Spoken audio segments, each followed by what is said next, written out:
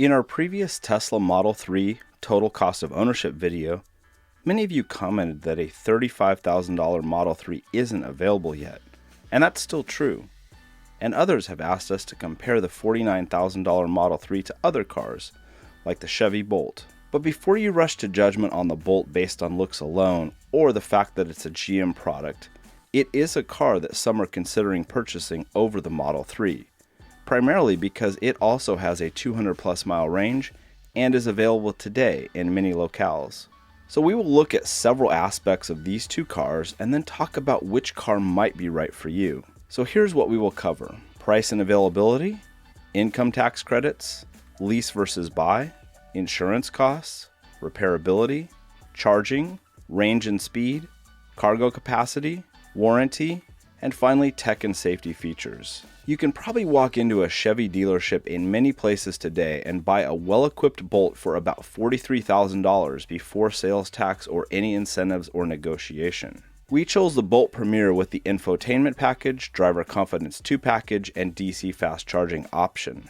If you want a Model 3, you will need to pony up $2,500 today, wait about 2 to 4 months for the $49,000 rear-wheel drive long-range premium configuration model, the least expensive currently available to order right now. Of course, sales tax will cost you more on the more expensive car, unless you are lucky to live in a state that either doesn't charge sales tax or has special exemptions for EVs.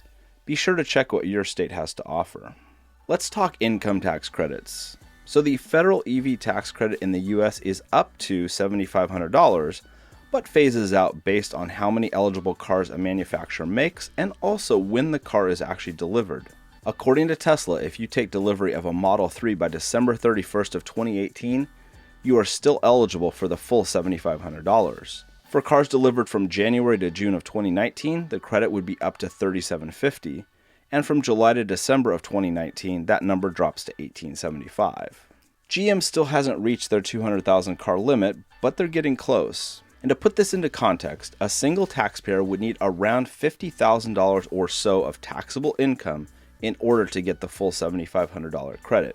Talk to your tax professional for your situation, and don't forget that some states and localities offer additional incentives for EVs. Just a brief note for those who prefer leasing to buying. You can lease a Bolt fairly easily right now in many places. Elon Musk says Tesla should be offering Model 3 leases sometime in 2019, and although you can find some questionable websites promising a Model 3 lease, we'll say it's not really feasible to lease a Model 3 at the moment. So if you want to lease one of these two EVs today, the Bolt might be the way to go. Insurance costs are tricky to nail down and vary widely based on age, driving record, zip code, and more. But a quick online insurance quote for a new, financed vehicle at 12,000 miles per year with appropriate coverage limits, a $500 deductible for a 35-year-old single male with an excellent driving record in San Diego, California was $144 per month for the 2018 Chevy Bolt Premier, and wait for it, $127 per month for the 2018 Tesla Model 3. However, the insurance company we used online did not give us any trim option for the Model 3, so that price may be based on the mystical $35,000 Model 3. Again, you should check with your insurance provider to get an accurate quote for your situation. If there is one horror story we have heard over and over about Tesla repairs, it's that they can often take weeks, if not months, to be completed. Based on the information we could gather, Tesla service centers and authorized body shops number in the few hundred. But Tesla is working to improve the long wait times by adding more authorized body shops to the network, as well as deploying mobile service trucks. Chevy, on the other hand, has some 3,000 dealerships in the US and a network of third-party authorized repair centers and body shops. So if you're an accident magnet and are sold on the Model 3, make sure to get that car rental option on your insurance. It'll probably come in handy. We want to cover the public charging network and costs, as well as what to expect for home charging times.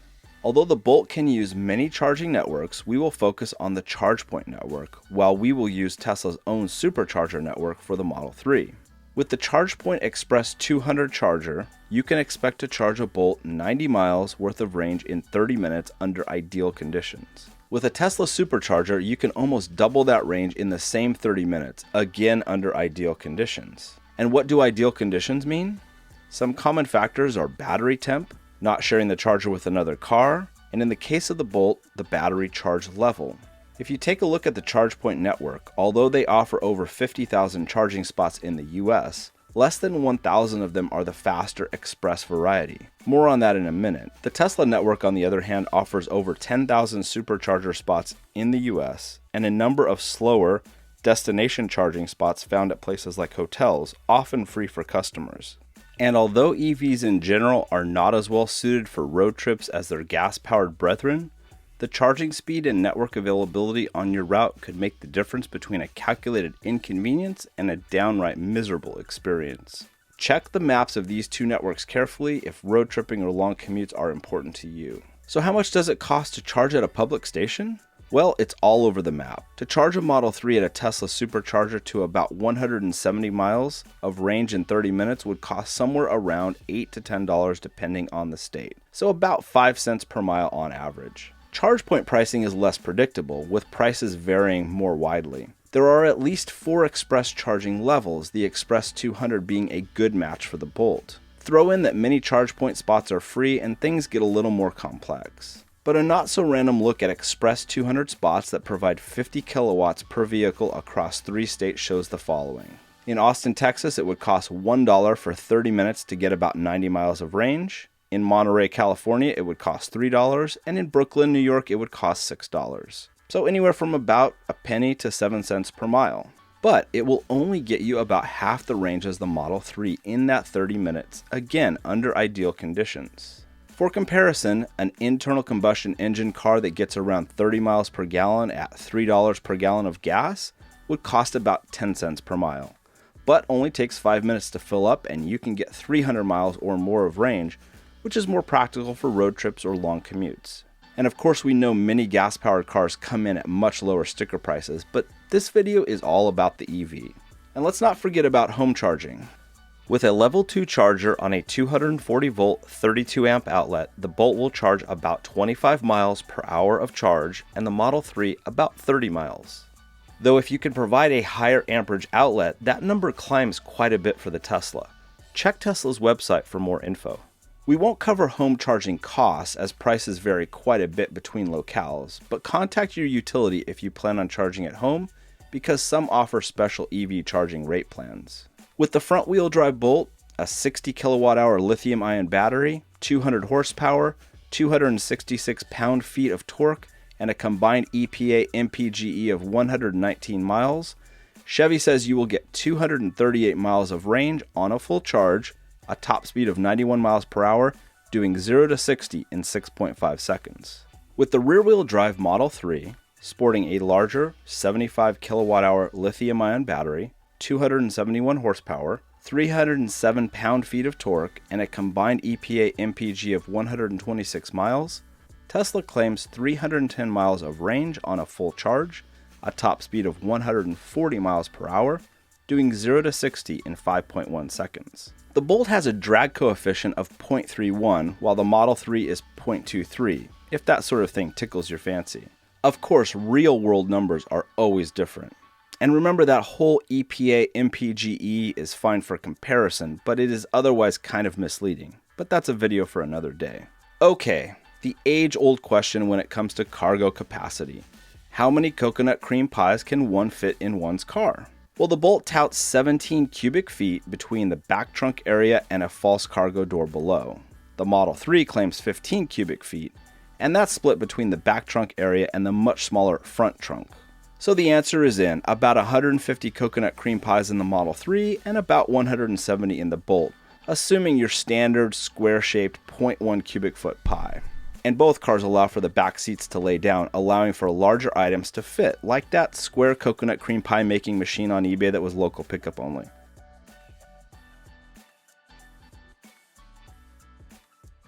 The Bolt has a 3-year, 36,000-mile bumper-to-bumper warranty, a 5-year, 60,000-mile powertrain warranty, and an 8-year, 100,000-mile battery and electric components warranty. Chevy offers roadside assistance, towing to the nearest Chevy dealership, and courtesy transportation. The Model 3 has a 4-year, 50,000-mile bumper-to-bumper warranty and an 8-year, 120,000-mile drive unit and battery warranty. Tesla offers roadside assistance and free towing up to 500 miles for warrantable issues, and also includes a loaner vehicle for service taking longer than 4 hours. We recommend digging into the minutia of each warranty online, as the devil is always lurking in there somewhere. Now for the good stuff, the features we all care about, tech and safety. The Bolt comes with a conventional looking key fob, and although a phone cannot be used as a so-called virtual key, you can do things like remotely unlock and lock the vehicle with the smartphone app. It has a more traditional looking gear shift lever and other physical control buttons and knobs. It sports an 8-inch driver cluster as well as a 10-inch LCD touchscreen that supports CarPlay and Android Auto, but no onboard maps are provided. Chevy also includes a Qi compatible wireless phone charger. It has a heated steering wheel and leather seats, heated both front and rear. The front seat adjustments are mechanical only. There are 2 cameras in the rear, one for the LCD and another for the rear view mirror, and even includes a washer nozzle to keep the lenses clean. It has regenerative braking and one-pedal driving, and something Chevy calls Regen on Demand, which is a steering wheel paddle allowing you to slow down to further charge the battery. Think of it like a regenerative brake pedal on your steering wheel, but with no risk of engaging the friction brakes. Chevy also offers an optional 4G LTE data plan with Wi-Fi hotspot at an additional monthly fee, as well as some OnStar packages also at additional fees. Chevy now offers over-the-air updates to the Bolt. A quick note on using your phone to remotely perform functions like unlocking and locking the vehicle. After seeing conflicting information online, we reached out to Chevrolet and OnStar and ended up talking to 3 different reps. One said it would cost $15 a month, another said it was free for 5 years, and still another said it depended on the dealer. So if you own a 2018 Bolt, let us know how it's working for you. The Model 3 comes with RFID key cards and the ability to use your phone as a virtual key. With the phone, it's simple as walking up to the car, opening the now unlocked door, and driving away. It has a single 15-inch LCD touchscreen with its own apps and no Apple CarPlay or Android Auto support. It has minimal physical controls, the touchscreen being the primary control interface, along with 2 steering wheel mounted scroll buttons and a lever on either side of the steering wheel. It has heated vegan leather seats front and rear, and regenerative braking and one-pedal driving, as well as a glass roof. Now let's talk data. For cars ordered after July 1st, 2018, Tesla Model 3 owners with a premium interior will receive 1 year of free premium cellular connectivity, after which they can pay about $100 per year or revert to the standard connectivity package. What's the difference? Standard connectivity is free and offers basic maps and navigation, music and media over Bluetooth, trip planner and supercharger stall availability, and safety-related software updates via cellular.